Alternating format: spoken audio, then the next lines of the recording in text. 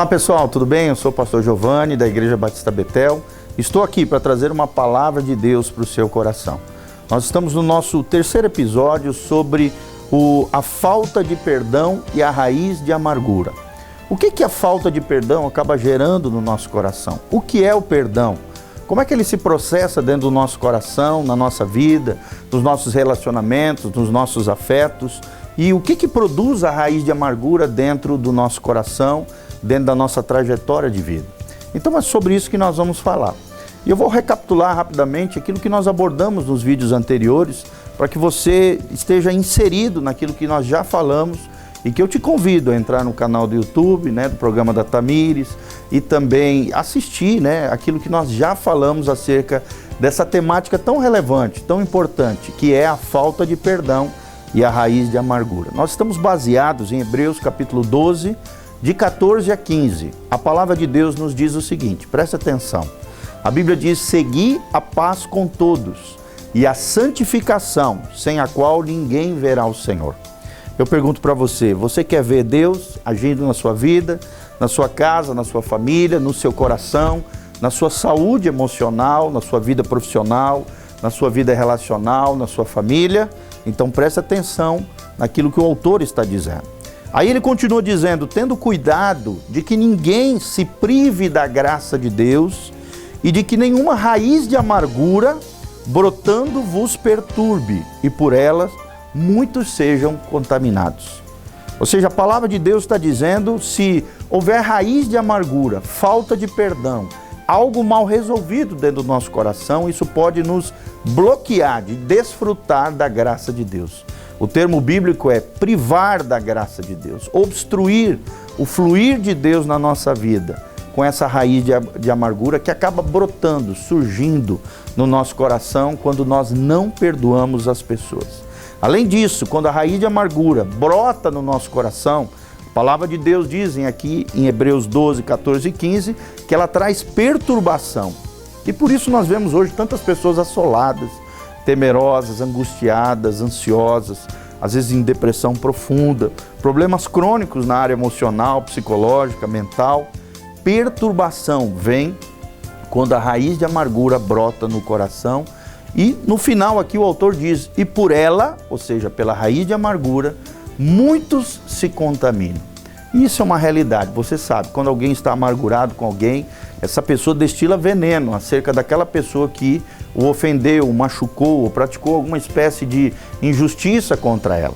Querido, preste atenção, as ofensas, elas vão vir na nossa vida, mas uma ofensa só pousa no seu coração se você permitir. Então não permita que a ofensa, que a injustiça, que o sofrimento pouse no seu coração. Perdoe rapidamente as pessoas. Libere o seu coração. Não aprisione pessoas dentro de você, para que você tenha uma saúde emocional, uma vida relacional, uma família saudável e uma vida abençoada por Deus. É o que nós vemos nesse lindo trecho da palavra de Deus. Então nós aprendemos que a grande questão é como reagimos diante dos problemas, é como reagimos diante das ofensas. Como você reage é o que faz toda a diferença na sua vida e no mundo que está ao seu redor. Jesus foi ferido como você.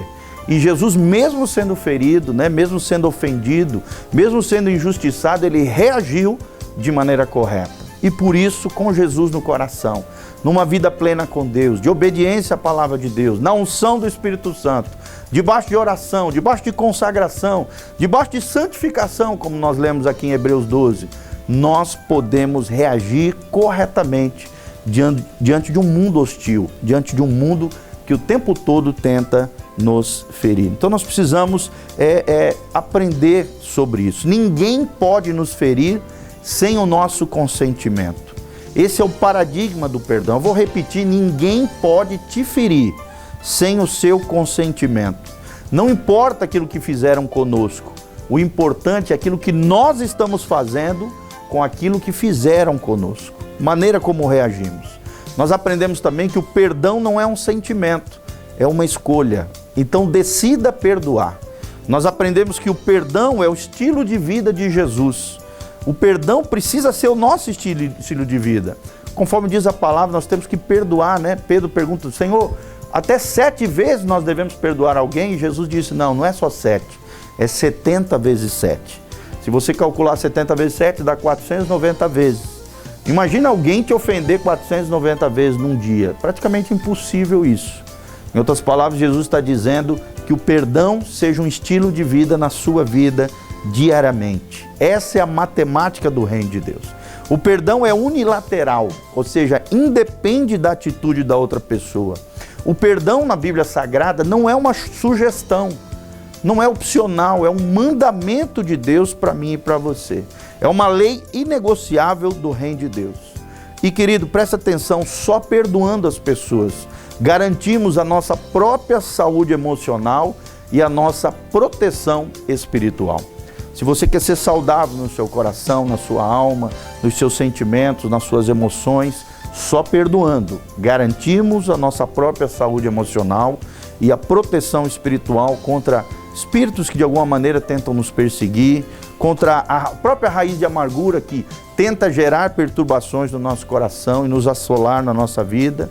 Então, preste atenção também, perdão não é você esquecer, mas é você não usar mais isso como argumento contra aquela pessoa. O perdão é realmente liberar o coração. Aquele que não perdoa é como alguém que está dando uma maçã tóxica. Ele acha que está matando alguém, mas ele mesmo está comendo uma maçã com ácido sulfúrico, uma maçã tóxica, uma maçã que vai matando ele de dentro para fora. Quando você não libera perdão, você quer matar o outro, você quer dar o fim no outro, você quer se vingar do outro, mas o maior prejudicado é você mesmo. Por isso, libere o seu coração. Uma pessoa curada é aquela que se lembra do fato ocorrido, mas processa isso em Deus, e em Deus cicatriza o seu coração, a sua alma, com a ajuda de Deus. E a ofensa e a injustiça vão embora em nome de Jesus. Então, perdoar alguém não significa que você não está ferido. Precisamos ser honestos com a gente mesmo, E também honestos com Deus, reconhecendo que sim, essa ferida existe.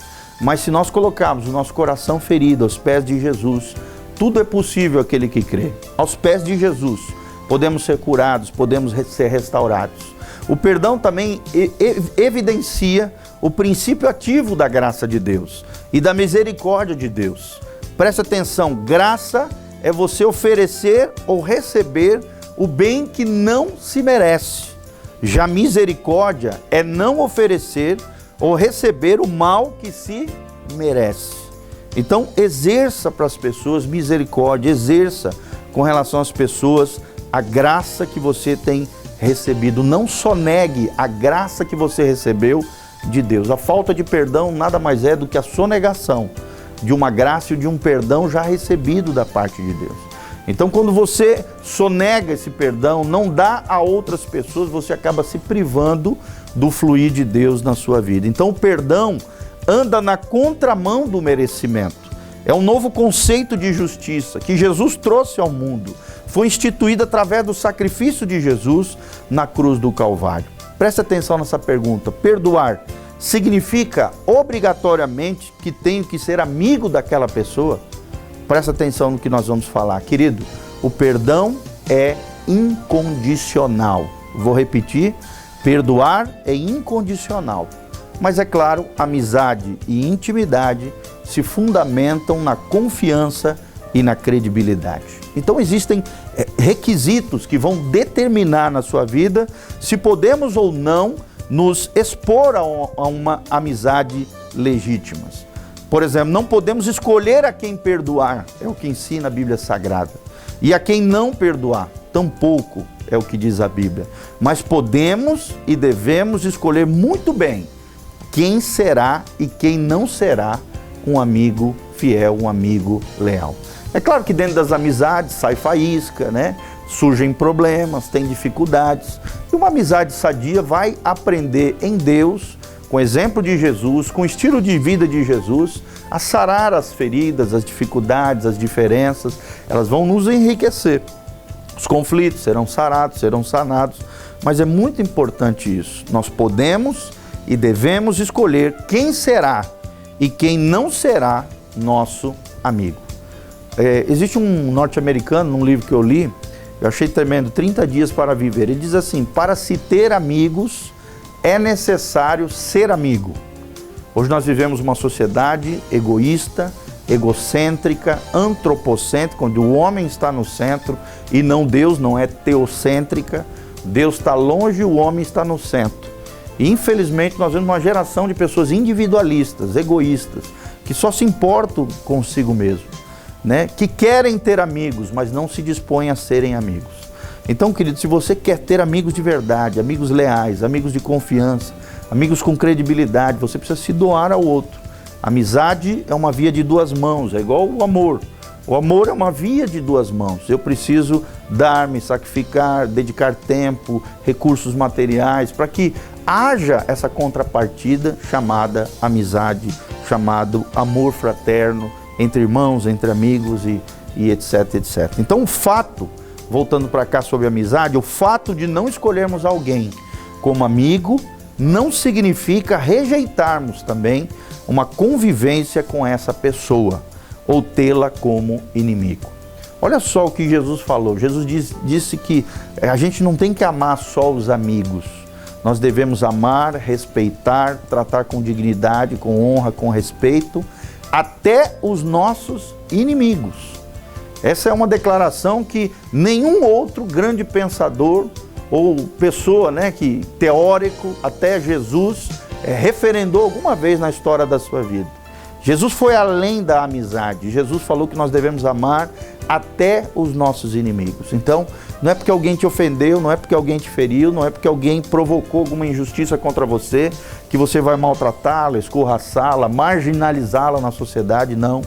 Pelo contrário, temos que ter uma convivência sadia, respeitosa, amistosa, né? Pode até ser distante, pode até ser superficial, mas assim, uma convivência sadia com essa pessoa. E mais do que isso, se possível for, e com Deus tudo é possível, sermos capazes de amarmos até aquele que se levanta contra nós. Esse é o verdadeiro amor, o amor altruísta, o amor ágape, o amor do tipo de Deus, o amor que não busca os seus próprios interesses, relatado por Paulo em 1 Coríntios, capítulo 13. Então, essa compreensão do processo do perdão é algo decisivo na batalha interior, na batalha travada diariamente nos nossos corações, que uma pessoa, né, dessa batalha interior, que uma pessoa ferida tem que enfrentar todos os dias. Então nós vamos falar agora sobre as fases do perdão. Qual é a primeira fase do perdão? Como é que se processa o perdão dentro do nosso coração? A primeira fase é a fase da indiferença. Ou seja, logo de que somos ofendidos, somos injustiçados, nosso coração se posiciona diante da outra pessoa com indiferença. Essa é a primeira fase do perdão. E essa é a primeira grande característica de uma pessoa ferida. Querido, preste atenção, o oposto do amor não é o ódio, mas sim a indiferença. Vou repetir, o oposto do amor não é o ódio, mas a indiferença. Então, quando a gente está indiferente com relação ao outro, no início dessas fases do perdão, nós tentamos de alguma maneira matar, né, os sentimentos e aniquilar as considerações por aquele que nos ofendeu, por aquele que foi o nosso agressor. Então, como não matamos literalmente as pessoas, glória a Deus por isso, a própria lei humana nos impede disso e Deus proíbe isso, né, o assassinato. Vocês sabem que é uma coisa horrenda diante dos homens e diante da lei, e jamais deveria ser feito. Agora lembre-se, como nós não podemos literalmente matar as pessoas, acabamos, né, com essa indiferença, matando as pessoas no interior dos nossos corações. Então não faça isso, não continue indiferente, não continue insensível com aquelas pessoas que estão ao seu redor, que Deus colocou na história da sua vida para que você ame. Imagina se nós temos que amar até os nossos inimigos, muito mais os nossos amigos, muito mais os nossos familiares, muito mais as pessoas que Deus colocou ao nosso redor. A segunda fase do perdão é a raiva. Como sabemos, né, que temos que perdoar, então a tendência nossa é a indiferença se transformar em raiva. Então a indiferença, ela inicia esse processo, essa fase do perdão, e logo depois da indiferença vem a raiva. Vem a raiva, e a raiva é um sinal que a ferida está sendo exprimida por Deus, está sendo tratada. E a raiva é menos pior que a indiferença. A pessoa está reagindo e saindo daquele coma emocional. A terceira fase do perdão é o conflito. Ou seja, quando nós iniciamos a termos um conflito interior. E como é que se processa isso? Além da indiferença, além da raiva, entra o conflito. Ou seja, mediante a convicção do Espírito Santo que opera dentro dos nossos corações, a raiva começa a perder a força dentro de nós. A pessoa começa a lidar melhor com as suas emoções e, dentro desse conflito, a pessoa percebe que pode enfrentar aquilo tudo, mas ao mesmo tempo parece não querer enfrentar aquele problema dentro do seu coração, no seu interior. Então, um sentimento forte de que o ofensor não merece ser perdoado por você vem à tona, vem à superfície. Porém, não é mais uma luta desigual. Por quê? Porque o Espírito Santo está agindo dentro do seu coração, te conscientizando de que você precisa perdoar. Então, a pessoa, além de saber que precisa perdoar, ela começa a perceber que pode perdoar. E racionalmente ela começa a se habilitar para isso, ela começa a considerar que essa é a melhor opção a se fazer. Em quarto lugar vem a frustração, ou seja, a pessoa está agora convencida de que tem que perdoar e de que pode perdoar aqueles que o ofenderam, aqueles que praticaram qualquer tipo de injustiça, apesar de não gostar dessa ideia. No seu interior ele não está gostando dessa ideia. Mas aí então vem um certo sentimento de frustração e de tristeza dentro dele. Por mais que ele se sente impotente, diante de tudo aquilo que sofreu, de toda aquela vergonha, de todo aquele embaraço, de toda aquela situação, de repente ela é fortalecida por uma convicção interior de que está fazendo a coisa certa. Então a quarta fase é a frustração. A quinta fase é a aceitação. Aceitação, a pessoa se conforma com a ideia, colocando a sua obediência acima dos seus sentimentos. A vida emocional, então, começa a voltar ao equilíbrio. Por quê? Porque o Espírito Santo começa a governar o coração dessa pessoa, levando ela a aceitar a ideia de perdoar. Em sexto lugar, em penúltimo, vem a paz. A paz que excede todo entendimento, como diz a palavra de Deus. Ou seja, após você sustentar com firmeza a postura, a decisão de perdoar, você começa a desfrutar da paz que há tanto tempo você perdera na amargura e na falta de perdão, no ressentimento. E esse é o sinal da vitória de Deus na sua vida, da vitória de Deus sobre a amargura que você estava sofrendo. Em sétimo lugar, a memória então é cicatrizada por Deus. Memória cicatrizada é a sétima fase do perdão, onde você se sente totalmente consolado pelo Espírito Santo. Até porque o Espírito Santo é o consolador de Deus, que opera nos nossos corações. E confortavelmente pode se lembrar até das injustiças e das ofensas sofridas, mas a memória começa a ser cicatrizada, curada pelo próprio Deus. E oitavo e último momento é que Deus, na sua infinita graça e misericórdia, pode gerar, não estou dizendo que vai sempre acontecer isso, mas pode até acontecer de chegar nessa oitava fase, que é o bom humor.